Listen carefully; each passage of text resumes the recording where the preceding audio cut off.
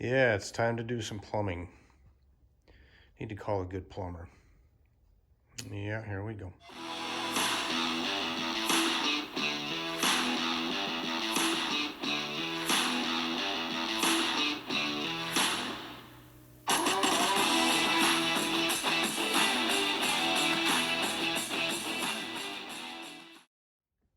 Okay, got the carb on.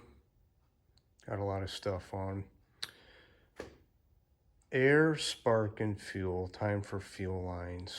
I hope to make a hard line going down to the carburetor, or from the carb down to the fuel pump. Piece of 4-foot long tubing, 3/8 inch tubing from Napa. Got some various tools here. Don't know which one I'll use. I'll probably end up using that one. That one's just a little heavier duty.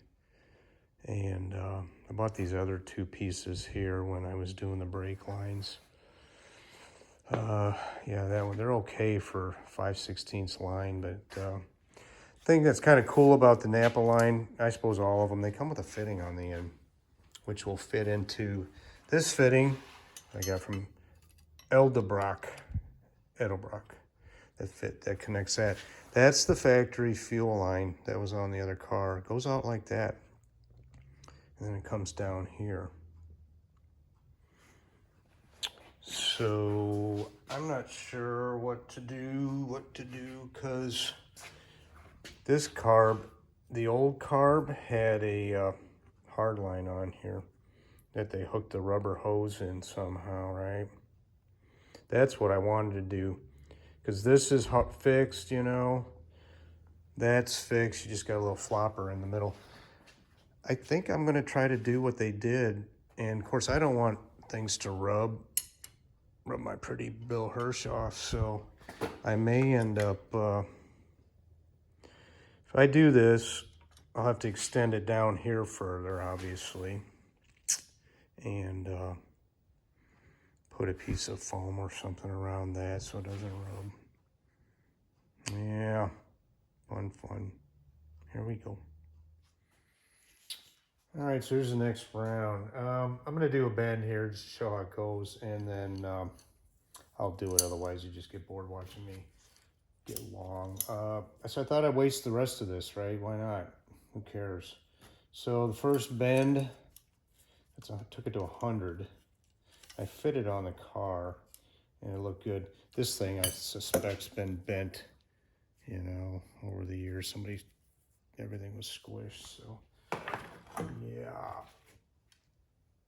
So it's pretty straightforward. These are actually pretty nice deals here. It says Imperial Chinese Empire, I'm sure. Put a little PB blaster in there, get her going. Everything's cool. So it works pretty good.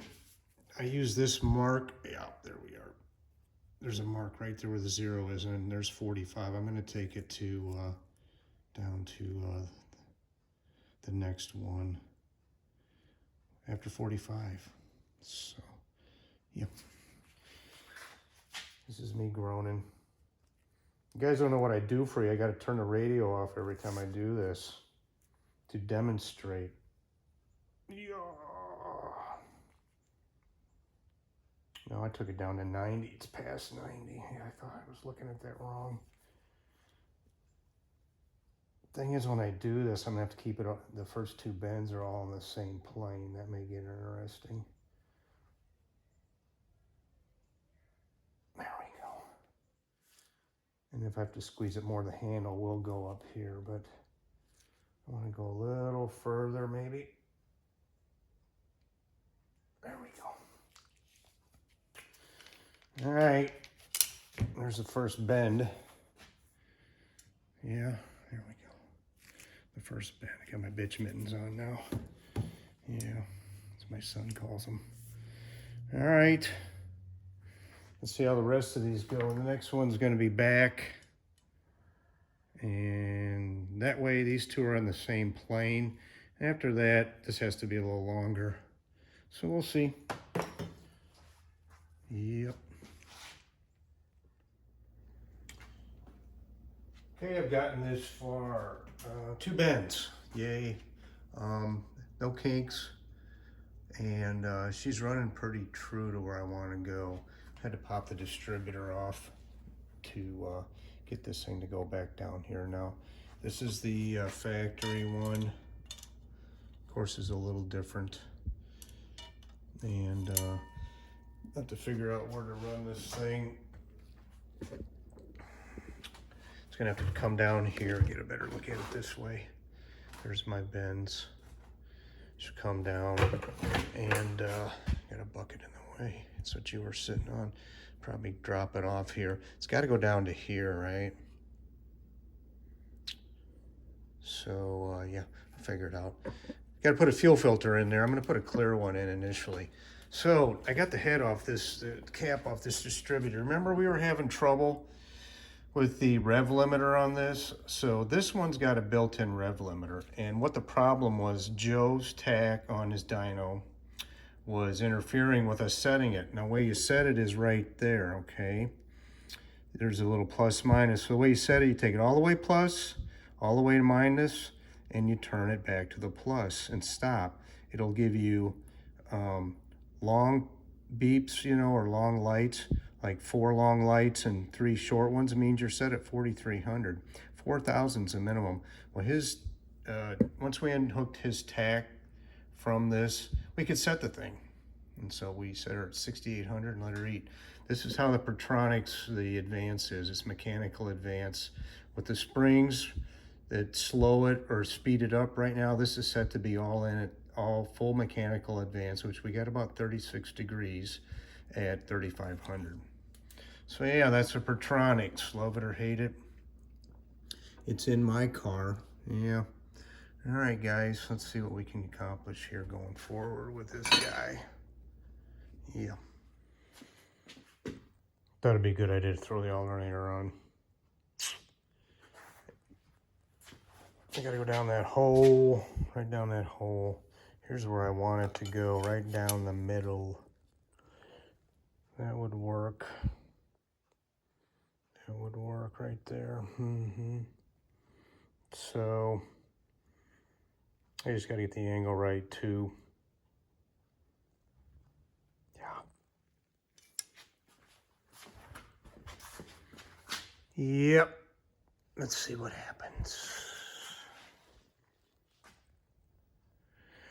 All right. I don't know where I'm at. Do I hate things? Do I like things? I don't know, but things are done. So yeah, the hard line's in. Runs down sort of the factory way, down to a filter down there. I've got a clear filter on now. I'll run that for a little while. I stuck a piece of rubber hose in there. Probably gonna stay. Not super crazy about all this down here. Here's my filter, which will be banging on everything. I had to worry about getting this line kinked too much. Either I was gonna run it down here further, which is no good, or of course you have to change the filter eventually. Of course, I should have maybe stuck the filter a little higher, but regardless, it's there now. I take and will wrap it with some foam like you put under a camper shell, you know, that wide foam you put under a camper shell on your pickup truck, and keeps things from getting beat up. Like I said, I wanted to do a hard line. Here's what the factory had. I don't have, but would that not have been sweet? That would have been so sweet, but there's no NPT to 3/8 or no NPT to nothing, I guess. I'll tell you what, if I found something, I'd go ahead and redo all of this. And so, yeah. In fact, I'll call a speed shop, local speed shop, and see what they know. But, yep, there's the alternators all on. Everything's good. So, for the time being, she's got plumbing and wiring. Everything's all still, you know, I just left it till I get back to it. All right, that is that.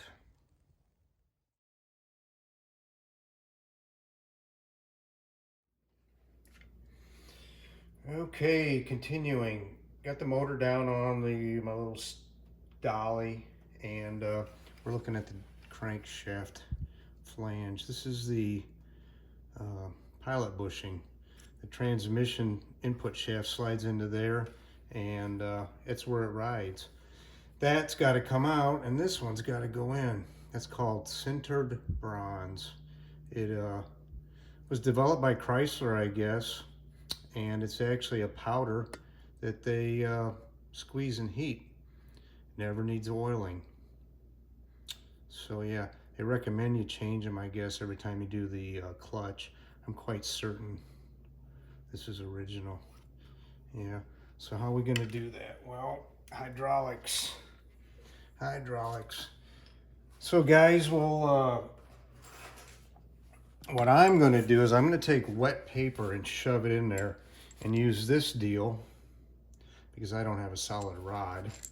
This is in here primarily or only just to keep the hole closed. I'm gonna put it in there and wham the hell out of this thing and drive that thing out. Yeah, it's caught. So anyway, guys have used bread. They've used grease. I like to eat sandwiches, so I don't use bread, and grease sounds like a recipe for a mess. And this is why I have a long bolt in there, so that gets stuck, I can get it out. All right, here we go.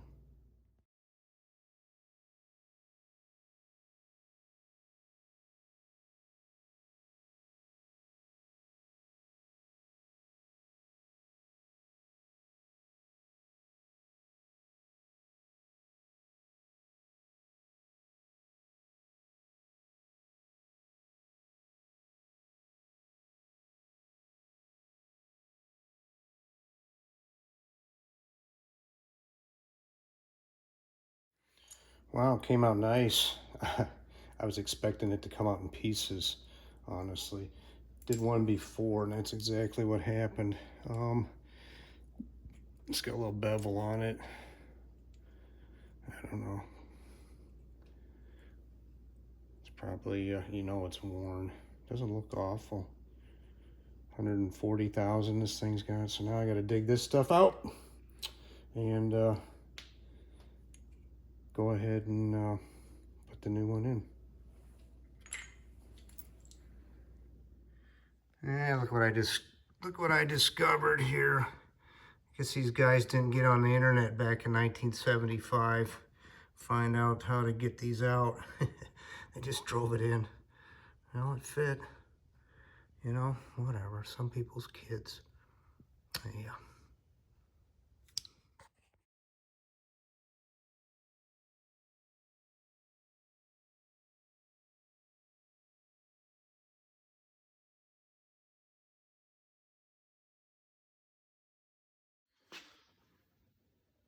All right, that went in pretty easily. Easy enough. There she is. Next, flywheel clutch. Got a McLeod, single disc, good to 500 horse. Good thing we didn't hop up the engine anymore. I buy from brewers generally.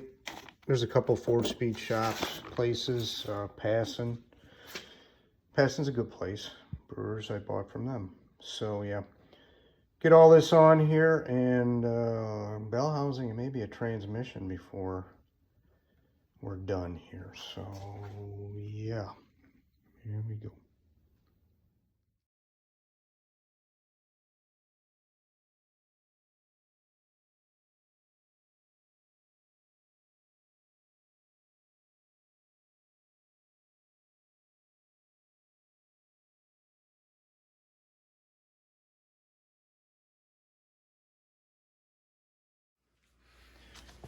All right, let's get this clutch on. This transmission is a 23 spline. That means the input shaft, this could simulate that, goes into here. The clutch has 23 splines, okay? The higher horsepower, the Hemis, the 6-pack cars, and even the 440s had 18 spline. I say that because my buddy's got a 18 spline out of a 69 Charger, and I'm certain it wasn't a Hemi car.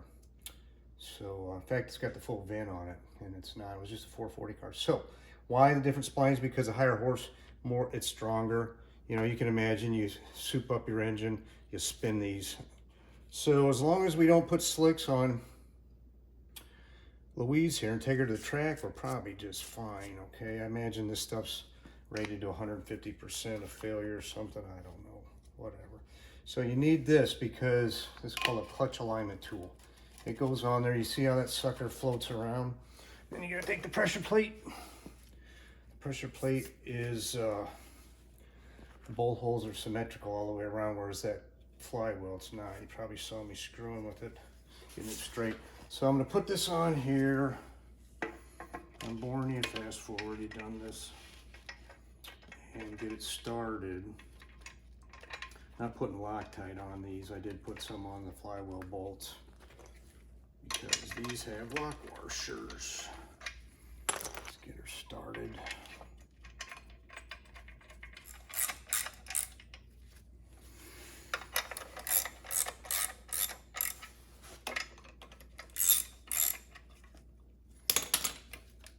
Okay, she's still a little loose. That's good.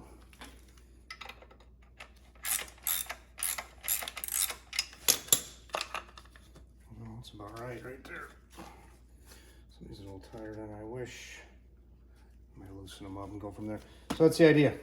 I'll show you what it looks like when I make damn sure this is in here the way I want, but honestly, yeah, she's not, yeah, it's close. All right, all torqued up. Only takes 35 pounds.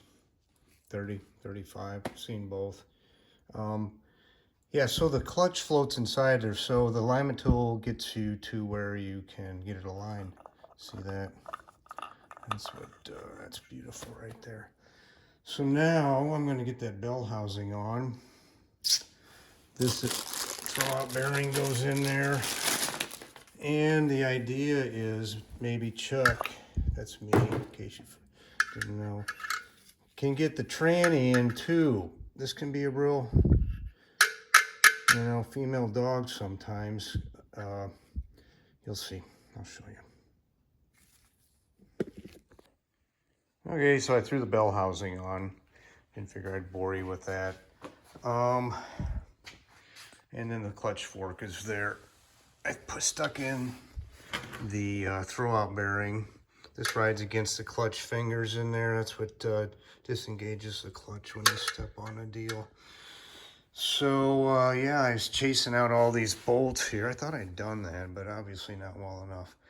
I'm not gonna put this trans on myself. It's easy to knock that throwout bearing off. You know, trans is $100 maybe, and I don't need to blow out a sphincter doing this. So my boy's coming over. We're gonna drop this, try to get this engine in the car. May put the starter on. Anything I can do to avoid laying on my back any more than I can, I'm gonna do. Here's an interesting thing. I noticed this once. You see that, you guys? That's the Mopar logo. That's the first Mopar logo. 1936 or something. They discontinued it, you know. That's cool and weird. So, yeah, that it's on a 1965 bell housing. So, yeah, that's where we're going to leave it for now. Once again, thanks for watching.